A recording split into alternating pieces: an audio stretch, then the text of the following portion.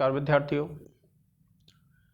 आज हम पढ़ेंगे जो हमारे संस्कृत साहित्य के इतिहास के जो अंतिम कवि हैं अंबिका दत्त व्यास। संस्कृत साहित्य में अंतिम नहीं है, लेकिन जो आपका आरपीएससी आदि का जो पाठ्यक्रम है उसमें ये अंतिम कवि हैं नेट परीक्षा में, और जो आपकी यूपी टीजीटी पीजीटी की जो परीक्षाएं होती हैं उन सब में इनका नाम आता है। तो देखिए, ये एक महत्वपूर्ण कवि हैं गद्य के। क्या नाम है इनका?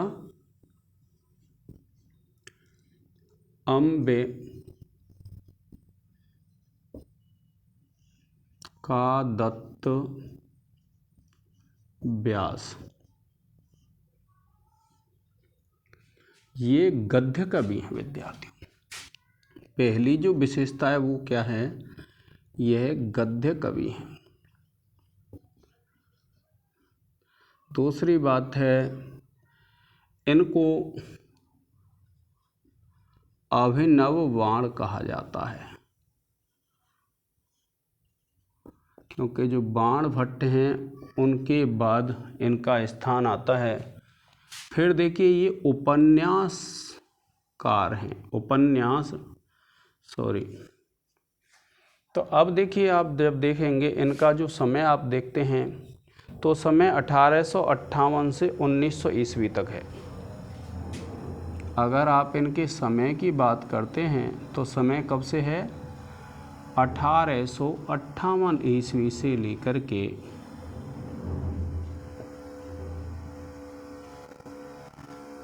1900 ईस्वी।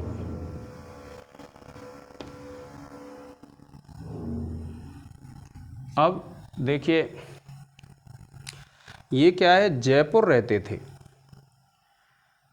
इनके जो पूर्वज हैं वो जयपुर आकर के बस गए थे, और इन्होंने जीवन वृत्तांत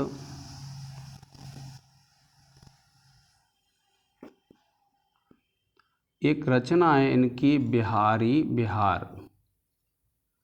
क्या रचना है? बिहारी बिहार। इस रचना में इन्होंने अपना जीवन परिचय दिया है। ठीक है विद्यार्थियों, क्या दिया है? बिहारी जो बिहार है उसमें इन्होंने अपना जीवन परिचय दिया है। अब देखिए, होता क्या है कि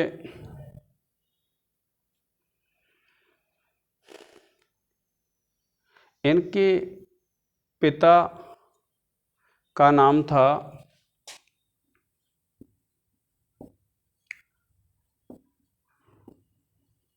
दुर्गा दत्त। क्या नाम था? दुर्गा दत्त। इनकी उपाधियां हैं विद्यार्थियों,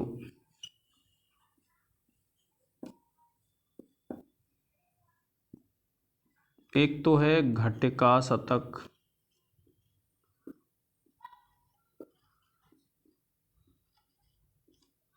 और एक है शतावधान।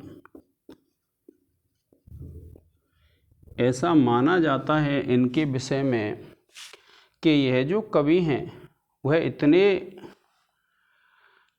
विद्वान थे कि एक घड़ी में, एक जो घड़ी होती है, घटिका होती है, उसमें 24 मिनट होती है विद्यार्थियों। कितनी मिनट होती हैं इसमें? एक जो घटिका होती है यानी 24 मिनट होती है इसमें एक घड़ी में। और एक घड़ी में जब 24 मिनट होती हैं तो 24 मिनट में 100 श्लोकों की रचना कर देते थे। इसलिए इनको क्या कहा जाता है? घटिका शतक। शतावधान क्यों कहा जाता है? कि अगर व्यास जी से, अर्थात अंबिका दत्त जो व्यास हैं, उनसे अगर कोई लगातार 100 प्रश्न पूछता और 100 प्रश्न पूछता तो ये उन प्रश्नों का क्रम से उत्तर दे देते थे, और इसलिए इनको क्या कहा जाता है? शतावधान। अब देखिए कि एक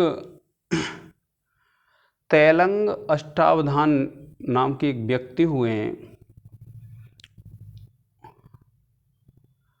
तो तैलंग अष्टावधान है, तो भारतेंदु जी ने काशी सभा की ओर से इनको सुकवि की उपाधि दे दी थी। तैलंग अष्टावधान है एक, तो तैलंग जो अष्टावधान है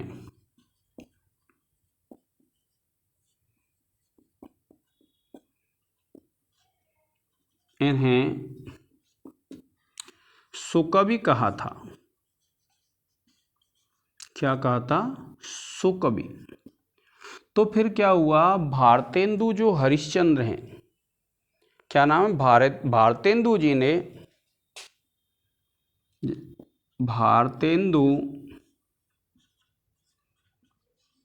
जी ने क्या किया, क्योंकि ये जो तेलंग अष्टावधान है विद्यार्थियों, इन्होंने क्या किया, इनको एक बार सुकवि कह दिया। और सुकवि कैसे कहा? सुकवि रेसह, कि यह सुकवि हैं, ऐसे कह दिया। तो फिर क्या हुआ, जो भारतेंदु जी थे उन्होंने काशी कविता वर्धनी सभा की ओर से, कौन सी? काशी कविता वर्धिनी सभा की ओर से सुकवि की उपाधि दे दी।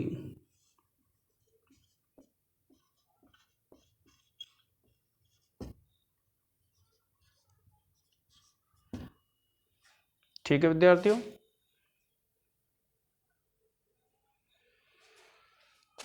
इन्होंने बिहार में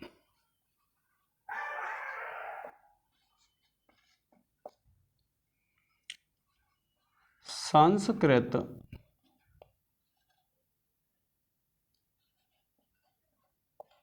संजीवनी समाज की स्थापना की।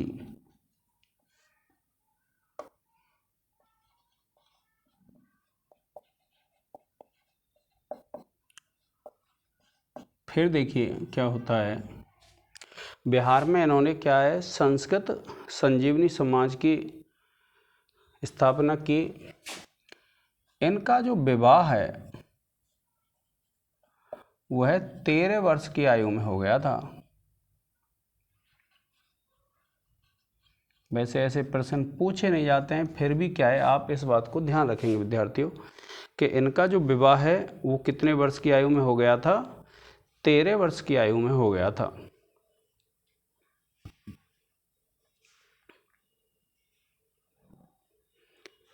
देखिए यह पांचाली, अगर हम बात रीति की करते हैं तो ये पांचाली रीति के कवि हैं। कौन सी रीति के कवि हैं? पांचाली रीति के। और 1900 में ईस्वी में इनका 42 वर्ष की आयु में क्या हो गया? स्वर्गवास हो गया था। कितने समय बाद?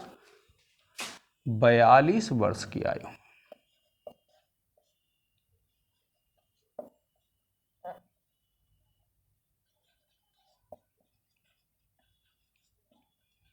बयालीस वर्ष की आयु में स्वर्गवास। अब देखिए, अब हम बात करते हैं इनकी रचनाएं। तो रचनाओं में देखिए, एक तो है इनकी जो प्रसिद्ध रचना है वह है शिवराज विजयम।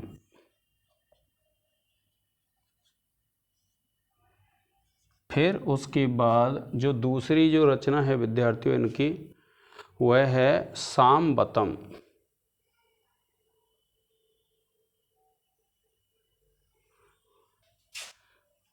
देखिए यह जो है उपन्यास है विद्यार्थियों, और ये जो सामबतम है यह क्या है? एक नाटक है। फिर है देखिए तीसरी रचना है गुप्ता शुद्धि प्रदर्शनम। क्या है? गुप्ता शुद्धि प्रदर्शनम। फिर है देखिए अबोध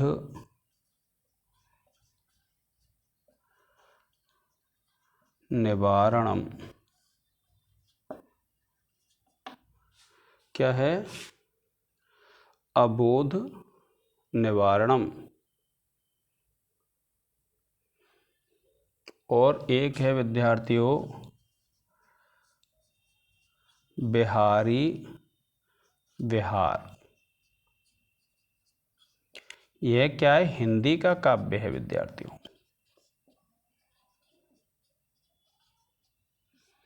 तो जो सामान्य परिचय है व्यास जी के विषय में वह हमने इस वीडियो में पढ़ा। अब आगे वाली वीडियो में हम पढ़ेंगे शिवराज विजयम की कथा वस्तु। और शिवराज विजयम की जब कथा वस्तु पढ़ लेंगे उसके बाद हम पढ़ेंगे उसके महत्वपूर्ण तथ्य। तो अब आज के इस लेक्चर में हम पढ़ चुके हैं अंबिका दत्त व्यास जी का सामान्य परिचय। अब आगे के लेक्चर में पढ़ेंगे अंबिका दत्त व्यास जी का जो उपन्यास है शिवराज विजयम उसके विषय में। तो आज के इस लेक्चर में विद्यार्थियों इतना ही। जय हिंद, जय भारत।